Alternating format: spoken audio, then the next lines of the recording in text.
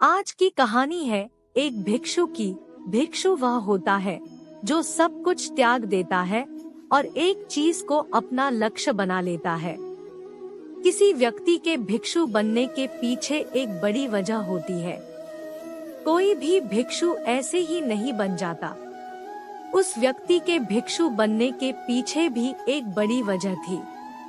भिक्षु बनने से पहले उस व्यक्ति के मन ने उसे कई गलत काम करने पे मजबूर किया था। उसने कई पाप किए थे। वह व्यक्ति अपने मन के अनुसार चलने लगता है। उस व्यक्ति के मन ने उसे अपना गुलाम बना रखा था और वह अपने मन का दास था। जीवन में हर सुख और संपदा प्राप्त करने के बाद भी उस आदमी के दिल में बहुत दर्द था और यह मानसिक भय ही उसे एक भिक्षु बना देता है। भिक्षु बनने के बाद व्यक्ति सांसारिक पीड़ा से मुक्त हो जाता है। जंगल में रहने जाता है, अलग अलग प्रकार की ध्यान और अभ्यास करता है। भिक्षा से भिख मांग कर खाना खाता है और फिर अकेलापन और शांति से ध्यान करता है। लेकिन फिर भी उस व्यक्ति का मन शांत नहीं है। वह बेचैन और परेशान होकर रहता है। यहाँ एक बात समझनी चाहिए, जैसा कि हम सभी जानते हैं, ध्यान किसी भी आध्यात्मिक यात्रा या आत्म सुधार की शुरुआती चरण होता है। इसे शुरू किया जाता है जब आपका मन शांत हो, जब हमारा मन हमारी बात सुनता है। लेकिन उस भिक्षु का मन न तो शांत है और न ही उसकी बात सुन रहा है। उस भिक्षु के मन में एक बात बैठ गई थी कि मन को नियंत्रित करना असंभव है। लेकिन फिर एक दिन वह भिक्षु एक व्यक्ति से मिलता है जो न तो भिक्षु है और न ही एक बुद्धिमान व्यक्ति है। वह एक साधारण सा चरवाहा था जो भेड़-बकरियों को चराता था। उसका नाम कृष्णा था, जो जंगल में भेड़-बकरियों को चराने में लगा था। कृष्णा उससे पूछता है, क्या मैं आपकी मदद कर सकता हूँ? आप बहुत चिंतित दिख रहे हैं। पिछले कई दिनों से देख रहा हूँ कि आप बहुत बेचैन हैं। अगर आप चाहें तो मैं आपकी मदद कर सकता हूँ। भिक्षु ने कृष्णा की बात सुनते ही हंसते हुए कहा, भला तुम मेरी मदद कैसे कर सकते हो? तुम संसारी हो और तुम मोह माया और संसार से जुड़े हुए हो। मैंने सब कुछ छोड़ दिया और जंगल में आया, फिर भी मेरा मन मेरे वश में नहीं है। कृष्णा कहता है कि हाँ, मैं तुम्हें सिखा सकता हूँ। मुझे अपने मन को वश में करना आता है। वह चरवाहा कहता है, मन को वश में करने के लिए सभी वस्तुओं का त्याग करने की आवश्यकता नहीं है, न ही जंगल में आकर रहने की जरूरत है। मन को वश में करने के लिए बस एक चीज को छोड़ना सबसे जरूरी है। वह भिक्षु उस चरवाहे से पूछता है, वह एक चीज क्या है? चरवाहा कहता है, वह एक चीज है गलत जानकारी। आज तक हमारे भीतर जो भी जानकारी गई है, उसी ने हमारे मस्तिष्क और मन का निर्माण किया है। सन्यासी उस चरवाहे से पूछता है, परंतु वह कैसे? वह चरवाहा समझाते हुए कहता है, मान लो तुमने आज तक अपने जीवन में सेब का फल ही नहीं खाया है, तुम्हें सेब के स्वाद के बारे में कुछ भी नहीं पता, तो क्या तुम्हारा मन कभी सेब खाने को कर सकता है? नहीं ना। इसीलिए हमारे मन का निर्माण जानकारी से होता है। वह सन्यासी चरवाहे की बात से प्रभावित हो जाता है और कहता है, क्या तुम मुझे थोड़ा और विस्तार में बता सकते हो इसके बारे में?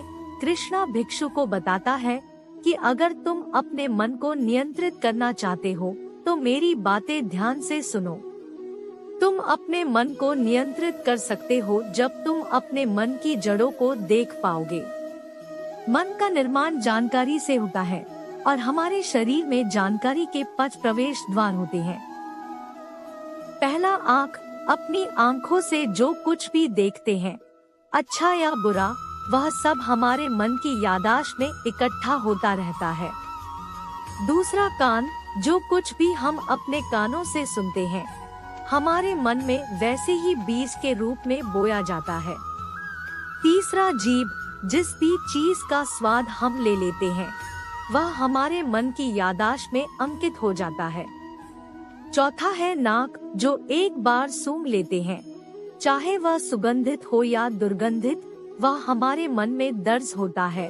और पांचवा है स्पर्श, जिस चीज को हम एक बार छू लेते हैं, स्पर्श कर देते हैं, उसकी याददाश्त हमारे मन में कहीं न कहीं अंकित हो जाती है।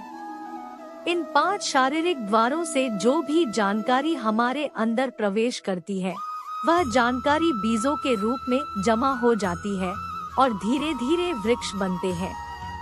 हमारा मन मिट्टी की तरह है जिसमें बीज बोए जाते हैं, और हमारी बुद्धि बीज बोने वाले किसान की तरह है। अगर हमारी बुद्धि गलत जानकारी के बीजों को सही जानकारी के बीज समझकर बो देगी, और भविष्य में जब वह बीज वृक्ष बनेगा, तो भविष्य में वह पेड़ खराब फल देगा। हमारा मन एक उन्नति के काबिल किसी खेती की तरह है, जिसमें हम जो भी बीज बोते हैं, वह हमारे अंदर उग जाते हैं। जैसे कि एक किसान ध्यान से सही बीज चुनकर उगाता है ताकि उसकी फसल भरपूर और फलदार हो, हमें भी अपने मन को सच्चे और सकारात्मक विचारों से सजाने की जरूरत होती है। जैसे कि एक माली अपने उद्यान की देखभाल करता है, हमें भी अपने मन की देखभाल करनी चाहिए, सच्चे विचारों, अनुभवों और जानकारियों से इसे पोषित करके। इस तरीके से हम अपने अंदर एक समृद्ध भावनाओं, समझदारी और विकास के वृक्षों को खूबसूरती से फूलने देते हैं। तुम्हारा मन तुम्हारे बस में इसीलिए नहीं है क्योंकि तुमने पहले से ही अपने मन में बहुत सारे गलत बीज बो रखी है, और अब वह बीज बड़े वृक्ष बन चुके हैं। वह सन्यासी उस चरवाहे से पूछता है, अब मैं क्या करूं? क्योंकि अब तक मैंने बहुत सारे गलत बीज बो डाले हैं और मैं उन्हें उखाड़ नहीं सकता। कृष्णा भिक्षु से कहता है, तुम अब तक अज्ञानता और अनजाने में गलत बीज बो रहे थे, लेकिन अब से सच्चे मन से सही बीज बोना शुरू करो। अगर अंदर हजारों गलत बीज है, तो क्या हुआ, अब तैयार हो जाओ लाखों सही बीज उगाने के लिए। तुम्हें बस ध्यान देना होगा, यह देखना कि इन 5 द्वारों के माध्यम से तुम्हारे अंदर कौन सी जानकारी जा रही है, और जो जानकारी आ रही है वह सही है या नहीं। भिक्षु पूछता है, यह कब तक करना होगा? कृष्णा कहता है, पूरी जिंदगी। जैसे तुम हर दिन अपने पेट को अच्छा खाना देते हो, ठीक उसी तरह हर दिन अपने मन को भी अच्छी जानकारी और सही विचार दो। जीवन में हर दिन, हर पल तुम्हारे सामने 2 विकल्प होंगे, जिनमें से एक सही होगा और दूसरा गलत, लेकिन तुम्हें हर बार सही विकल्प का चुनाव करना होगा। हमेशा याद रखना, सही चुनाव करने से तुम्हें अंदर दुख हो सकता है, तुम्हें तकलीफ भी हो सकती है, लेकिन वह तकलीफ कुछ समय के लिए ही होगी। तो चाहे अंदर तुम्हारे कितना भी दर्द हो, तुम्हें हर बार सही विकल्प का चुनाव करना होगा। जितनी बार तुम सही चुनते हो, उतने ही अधिक सही बीज तुम्हारे अंदर बोए जाएंगे, और जिस दिन तुम्हारे अंदर सही बीजों की संख्या गलत बीजों की संख्या से अधिक हो जाएगी, उस दिन तुम्हारा मन तुम्हारे नियंत्रण में होगा। लेकिन उस दिन के लिए तुम्हें आज से ही अपने प्रयास को जारी रखना होगा। भिक्षु कृष्णा की बातों को समझ जाता है। अगर आपको यह कहानी पसंद आई हो तो इसे अपने दोस्तों और परिवार के साथ भी शेयर करें। धन्यवाद।